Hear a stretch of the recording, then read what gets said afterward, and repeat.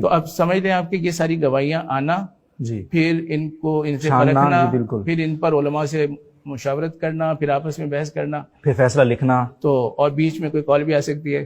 لوگ کہتے ہیں کہ اتنا لیٹ چاند کیوں نظر آتا ہے؟ مطلب پچھلی عید کا چاند بھی تراویحیں پڑھا کے آپ حضرات نے دکھایا، ابھی یہ والا جو ہے نا یہ تراویحیں لوگ سو گئے تھے، لوگوں کی تراویحیں چھڑوا کے آپ نے دکھایا، تو یہ کیا تھا سر؟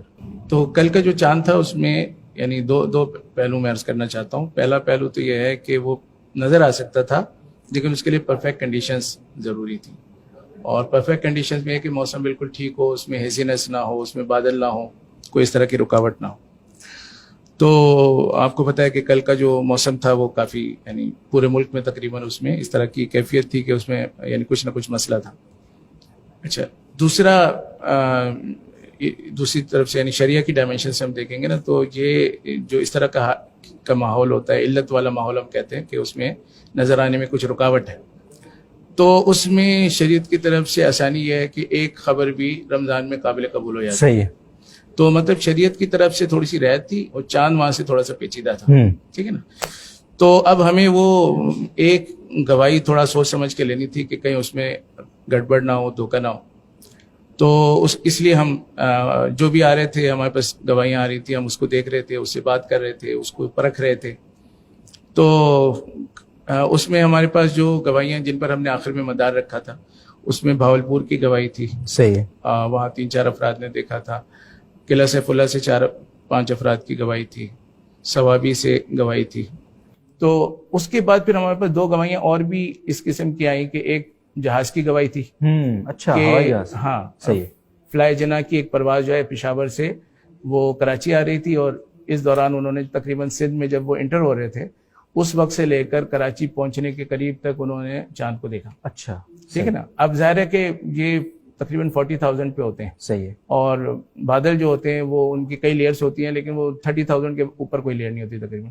تو یہ بالکل ایسی جگہ پہ تھے جہاں بادل تھے ہی نہیں. ٹھیک ہے. صحیح. تو ان کو تو سامنے چاند نظر آ رہا تھا اور بہت دیر تک نظر آ رہا تھا. صحیح. تو اس لحاظ سے تو یہ بڑا واضح تھا. ٹھیک ہے. لیکن اس لحاظ سے کہ اوپر کی یعنی اس کو افق سے جب اوپر چلے گئے تو اس کی گواہی کو ہم لے لیں یا نہ لے لیں، اب اس میں تو اس میں ہمارا مذاکرہ بھی ہوا.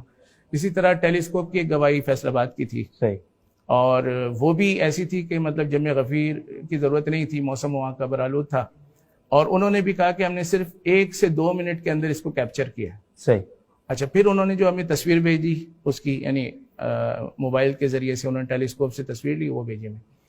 ٹیلیسکوپ کی تصویر سے بھی ہمیں اطمینان ہوا کہ بالکل وہ صحیح، کیونکہ ٹیلیسکوپ میں ایک میں نقطے کی بات بتاتا ہوں کہ الٹی آ رہی ہوتی ہے تصویر. اچھا. تو اگر کوئی بنا کے بھیجتا نا تو وہ ضرور سیدھی کر کے بھیجتا تو انہوں نے الٹی بھیج دی. تو اس سے ہمیں اور اطمینان ہوا کہ بھئی یہ تو صحیح. پھر ہم نے ان سے بحث کی جب، تو انہوں نے ہمیں ڈیٹا بھی دیا کہ میرے ٹیلیسکوپ کے اندر یہ ڈیٹا آ رہا ہے، تو اس سے بھی اطمینان. تو ایسی کئی گواہیوں کے بعد جو جا کے جو ہے نا یہ فیصلہ ہوا. ہمارا جو فیصلہ کرنے کا وہ ہوتا ہے نا، ہماری تقریباً 17-18 افراد کی کمیٹی ہے، اور جب تک ان میں سے اکثریت کسی چیز پہ متفق نہیں ہوگی فیصلہ نہیں ہوگا. ٹھیک ہے نا. ایک آدمی کا تو یہ مسئلہ نہیں. اچھا، پھر جب ڈیٹا آ رہا ہے تو ڈیٹا کو تو ایک آدمی سنے گا ظاہر ہے. تو ایک آدمی نے سنا، اس نے ریکارڈ کر لیا، پھر دوسرے نے کوئی اور سنا، اسے ریکارڈ کر لیا. تو ڈیٹا ہم لے رہے ہوتے ہیں، ان میں سے جو سمجھ میں نہیں آ رہی اس کو کاٹ رہے ہوتے ہیں، جو سمجھ میں آ رہی ہے اس کو دیکھ رہے ہوتے ہیں. اس طرح سے یعنی بہت سارے فون سننے پڑتے ہیں اور بہت سارے لوگوں سے بات چیت کرنی پڑتی ہے. اچھا، آپ نے دیکھا ہوگا جب طلبہ کا وہ امتحان ہوتا ہے نا، تو جو بہت لائق طالب علم ہوتا ہے اس کا فوری طور پر پتہ چل جاتا ہے صحیح ہے، اور جو بہت نالائق ہوتا ہے اس کا بھی پتہ چل جاتا ہے. یہ جو درمیان کا مسئلہ ہوتا ہے نا، اس کا 1 گھنٹہ تقریر امتحان چلتا رہتا ہے. بالکل اسی طریقے سے یہاں پر جب لوگ بتاتے ہیں اس قسم کے چاند کا جو کہ تھوڑا سا گرے ایریا میں ہوتا ہے، تو ہم ان سے زیادہ پوچھتے ہیں. صحیح. اور وہ بھی زیادہ بتاتا ہے، اضافی باتیں بتا رہا ہوتا ہے. تو اس وجہ سے ہمیں اس کو یعنی ایک کال کو کنکلوڈ کرنے میں بھی وقت لگ رہا ہوتا ہے. اچھا، خیر، پھر یہ کنکلوژن ہو گیا سمجھیں ایک لیول پر. پھر اس کے بعد پھر ظاہر ہے ان کے مجموعے سے کیا نتیجہ نکل رہا ہے. پھر اس مجموعے پر اگر یعنی سارے لوگ تو ظاہر ہے فلکیات کے بھی ماہرین نہیں ہیں ہر چیز کے، تو اب ہمیں بریفنگ دینی ہے. تو میں نے جن لوگوں کو سنا ہے میں اس کی بریفنگ دوں گا، دوسرے لوگ بریفنگ دیں گے، جو بھی ساتھی سن رہے ہیں.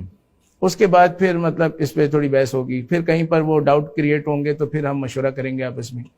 تو کل ہم نے باضابطہ حضرت شیخ الاسلام صاحب متقی عثمانی صاحب سے باضابطہ 5-6 منٹ کی گفتگو کی اور ان سے مذاکرہ کیا. صحیح. تو ہم بعض گواہیوں کے حوالے سے ہم ان سے پوچھنا چاہ رہے تھے. تو یہ بہت سارا یعنی ایک پروسیس چل رہا ہوتا ہے. اس کے بعد پھر یعنی حضرت کی تائید کے بعد بھی, کیونکہ حضرت کی تائید کے بعد بھی وہاں پر حضرت فیصلہ کن شخصیت نہیں ہے, تو وہاں پر سب کو بتایا گیا بھائی حضرت نے یہ فرمایا ہے اور حضرت کی یہ رائے, منیب الرحمان صاحب نے یہ فرمایا, ان کی یہ رائے. ٹھیک ہے. اس کے بعد پھر بحث ہوتی رہی, پھر جا کر ایک اتفاق رائے ہوا. ٹھیک ہے. پھر اس کے بعد فیصلہ لکھا جائے گا نا. فیصلہ ظاہر ہے کہ وہ باقاعدہ پرنٹڈ ہوتا ہے, تو وہ پہلے سے لکھا ہوا تو نہیں ہوتا نا, تو وہ اس وقت لکھا جاتا ہے. پھر اس پہ دستخط ہوتے ہیں, ٹھیک ہے نا, ہر ایک کے دستخط ہوتے ہیں. دستخط کے مرحلے میں بھی ایسا ہو سکتا ہے کہ کسی کو ڈاؤٹ ہو, تھوڑا بہت سمجھانا پڑتا ہے, پھر جا کے وہ دستخط کرے گا یا وہ اپنا کوئی اعتراض لکھے گا. تو مطلب یہ سارے مرحلے ہوتے ہیں, اور جب پورا اطمینان ہوتا ہے کہ بس اب جو ہے اتفاق رائے ہے, اس کے بعد پھر ہم جاتے ہیں فیصلہ اس کے لیے. ٹھیک ہے. اچھا, تو لمبا ہو جاتا ہے سلسلہ. بہت شکریہ. برکات رمضان